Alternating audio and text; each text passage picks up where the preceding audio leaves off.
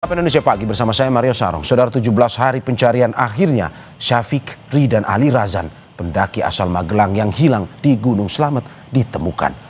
Korban ditemukan tak jauh dari titik penemuan teman yang selamat.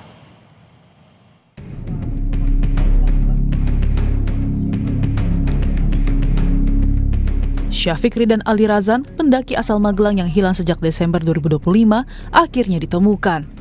Tim SAR dan relawan masih melakukan proses evakuasi melalui jalur timur di Pajaya, Desa Cilekatakan, Kecamatan Pulau Sari, Kabupaten Pemalang, Jawa Tengah. Namun evakuasi yang dilakukan sejak Rabu malam alami hambatan akibat cuaca yang tidak mendukung. Tim gabungan dari Basarnas, BPBD dan relawan hanya dapat sampai di pos 5 karena hujan deras dan angin kencang menjadi kendala utama upaya evakuasi pada Rabu malam. Agar tidak membahayakan tim, proses evakuasi akan dilanjutkan pada Kamis pagi hari ini. Malam ini tidak. Jadi teman-teman ini nanti stay di pos 5. Untuk stay flying camp di pos 5. Baru besok pagi kita gerakkan untuk proses evakuasi. Untuk kendala evakuasi saat ini karena di hari ini tidak bisa karena faktor cuaca hujan. Hujan cukup deras, juga angin yang cukup kencang. Syafiq Ali, pendaki asal Magelang yang baru berusia 18 tahun, dinyatakan hilang pada 28 Desember 2025. Tim SAR gabungan dapat informasi dari 2 perempuan pendaki yang sempat bertemu Syafiq di sekitar pos 3. Keduanya sempat mengikuti Syafiq turun, namun jejaknya hilang di tengah perjalanan. Setelah 17 hari dalam pencarian, 14 Januari 2026, Syafiq Ali ditemukan dengan kondisi tak bernyawa. Jenazah Ali, siswa kelas 12 SMA, ditemukan di lereng puncak selatan Gunung Slamet di antara jalur Gunung Malang dan Batu Raden.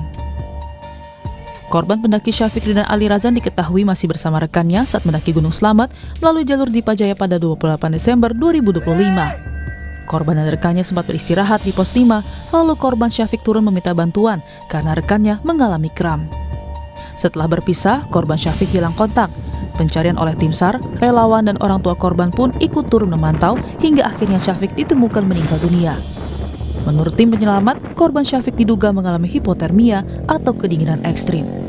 Tim Liputan Kompas TV.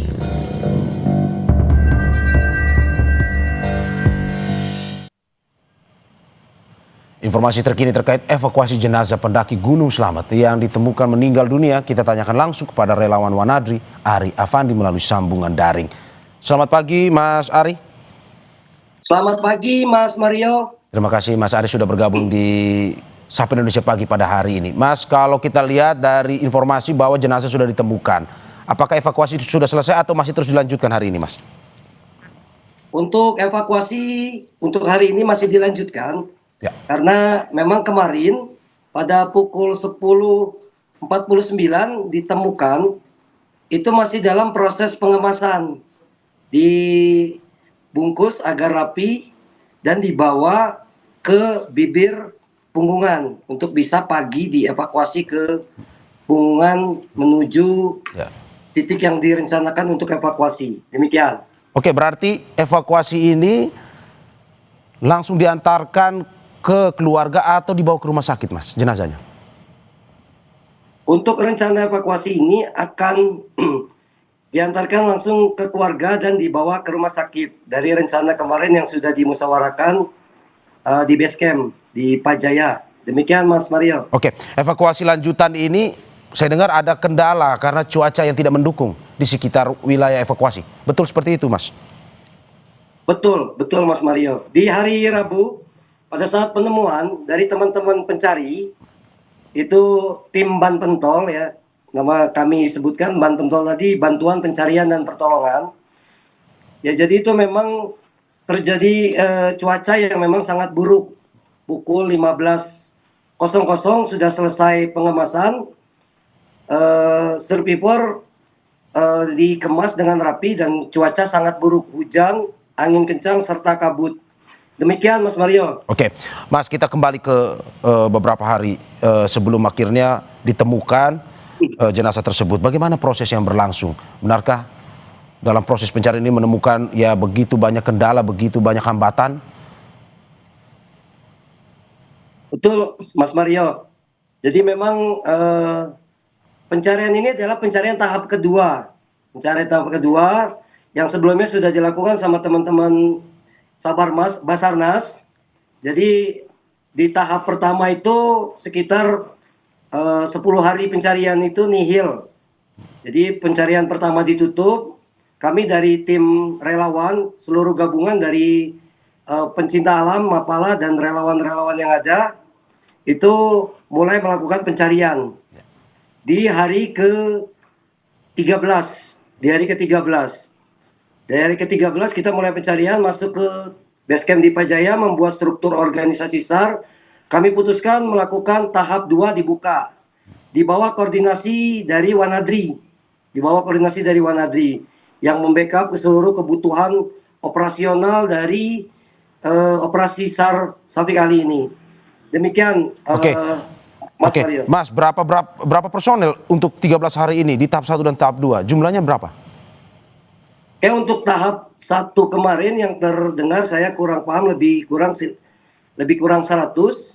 Untuk yang tahap 2 ini dari bawah pimpinan saya itu sekitar 20 orang, Mas. Demikian, Mas Mario. Oke, 20 orang ya. Mas, kalau kita lihat dari berita yang beredar bahwa titik penemuan oleh tim pencari itu berada tidak jauh dari temannya yang selamat. Identifikasi awalnya seperti apa? Apakah memang terjatuh atau bagaimana sebenarnya? Baik, Mas, saya pastikan untuk bahwa jarak dari antara temannya itu berpisah, bukan dievakuasi. Kalau yang dievakuasi temannya itu di pos 9, sedangkan untuk survivor sendiri Syafik Ali ini bersama Himawan itu berpisah di arah jalur Punggungan Gunung Malang. Jadi agak jauh, lebih kurang sekitar 3-4 kilometer dari mereka berpisah. Demikian, Mas. Oke. Kalau kita lihat yang beredar di media sosial, lokasi yang menjadi titik pencarian tersebut, bagaimana Anda bisa jelaskan kepada kita? Karena kalau kita lihat itu konturnya yang begitu menurun dan juga terjal, yang berbahaya bagi tim relawan pencari ini. Seperti itu atau bagaimana, Mas? Betul, Mas. Jadi memang jalur di Gunung Selamat ini memang terjal sekali. Jadi memang banyak tebing yang curam, sehingga kesulitan dari tim pencari untuk bisa lebih detail melihat survivor tersebut. Jadi memang kami dari tim Ban Pentol ini mempunyai strategi karena memang kami mempunyai basic untuk navigasi, sehingga rute atau rencana dari pencarian kami mempunyai strategi untuk titik pencarian dan arah pergerakan dari survivor itu sendiri. Jadi makanya kami lebih mengarah kepada jalur Gunung Malang, sebab survivor berpisah Ali dengan Himawan itu di jalur Punggungan Gunung Malang. Demikian, Mas Mario. Ya, karena sangat berhati-hati mungkin juga bisa akhirnya memakan waktu yang lama ya, Mas. Betul, Mas Mario. Jadi memang dari tim pencarian pertama memang memakan waktu. Hanya dari tim relawan kita ini itu hanya membutuhkan waktu 2 hari saja untuk pencarian di tahap 2. Yang di hari pertama kami menemukan ceceran dari dompet, trekking pole, senter, jas hujan, emergency blanket, sarung tangan, handphone, dan kabel charging. Demikian, Mas, dari temuan tersebut kami menganalisis untuk pengembangan kemana Ali pergi. Demikian, Mas Mario. Oke, apakah ini juga yang membuat pada akhirnya sebelumnya kan sudah dihentikan oleh Basarnas? Apakah tahap 2 ini yang karena tadi menemukan barang-barang milik korban, pada akhirnya tim pencari melanjutkan tahap kedua itu? Tidak, Mas, tidak. Jadi kami yang menemukan barang tersebut, tidak ada lanjutan. Jadi teman-teman Basarnas itu datang dari informasi dari kita. Jadi mereka baru datang. Jadi yang mendapatkan itu tim Ban Pentol, Mas. Ya. Oke. Mas, sampai saat ini bagaimana dengan komunikasi bersama pihak keluarga, dan apa respon pihak keluarga ketika 13 hari dicari baru ditemukan? Oke, Mas, saya revisi 17 hari dicari. Oke, 17 hari ya. Terima kasih atas revisinya. Ya. Ya, jadi pihak keluarga sudah ada di Desa Dipajaya. Mereka memang sudah memantau dari pencarian tahap 1 dan sampai sekarang. Demikian Mas Mario. Oke, untuk evakuasi berikutnya jenazah untuk dibawa ke pihak keluarga seperti apa Mas? Apakah akan melalui jalur yang sama seperti pada saat jalur pencarian atau akan berbeda? Baik, jadi rencana yang sudah kita bikin skenario untuk evakuasi, itu kita akan menggunakan jalur dari Dipajaya. Kenapa? Karena kami memang melihat Ali dan Himawan melewat jalur Dipajaya untuk pertama kali dia registrasi pendakiannya.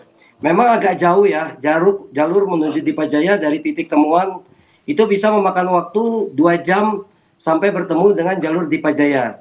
Jadi memang nanti evakuasi kita akan kembalikan langsung ke jalur Dipajaya. Demikian Mas Mario. Oke, karena mungkin berbeda, butuh berapa hari Mas untuk bisa sampai ke pihak keluarga jenazah? Estimasi dari kita itu sekitar 6 jam sampai 8 jam untuk evakuasi sampai di titik desa Basecamp Dipajaya. Demikian Mas Mario. Oke, untuk pencarian pada hari ini terakhir Mas, akan dimulai, evakuasi yang akan dilakukan pada hari ini akan dimulai pada jam berapa? Baik, untuk evakuasi tadi sudah diangkat perlahan-perlahan dari pukul 07.00 dengan cuaca hujan kabut gerimis ya, hujan gerimis itu dia berkabut serta angin kencang.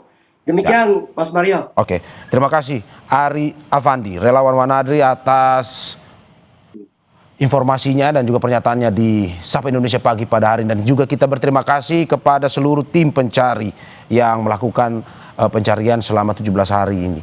Terima kasih sekali lagi, selalu utamakan keselamatan dalam proses evakuasi berikutnya dan semoga bisa lancar proses evakuasinya. Sekali lagi terima kasih Mas Ari atas pernyataannya pagi ini. Sehat-sehat selalu Mas.